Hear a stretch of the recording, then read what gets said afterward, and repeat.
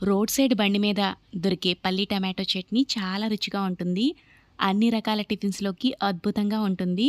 ఈ చట్నీ కోసమే టిఫిన్స్ తింటూ ఉంటారు చాలామంది. ఈ చట్నీ ఎలా తయారు చేసుకోవాలో ఈరోజు వీడియోలో చూసేద్దాం. కప్పు పల్లీలను మాడకుండా దోరగా వేయించుకుని తీసుకోవాలి.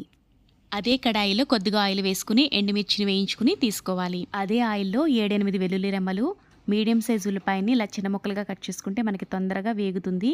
ఉల్లిపాయలు కొంచెం పచ్చివాసన పోయే వరకు వేగిన తర్వాత 2 మీడియం సైజ్ టమాటాలను చిన్న ముక్కలుగా కట్ చేసుకుని టమాటా ముక్కలు ఇలా సాఫ్ట్గా అయ్యే వరకు వేయించుకోవాలి. ఇక్కడ టమాటా ముక్కలు కూడా మనకి చక్కగా మగ్గిపోయాయి కదా. ఇందులోకి పులుపు ఎక్కువగా పట్టదు. ఇలా కొంచెం చింతపండు వేసుకుంటే పచ్చడి టేస్ట్ బాగుంటుంది. ఇప్పుడు మిక్సీ జార్లోకి వేయించుకున్న పల్లీలు, ఎండుమిరపకాయలు, వేయించుకున్న టమాటో మిక్స్ని కూడా ఇందులో వేసేసుకుందాం. ఇందులోకి రుచికి సరిపడా ఉప్పు, 1/2 టీ స్పూన్ జీలకర్ర, తగినన్ని నీళ్లను వేసుకుని మెత్తగా మిక్సీ పట్టుకోవాలి.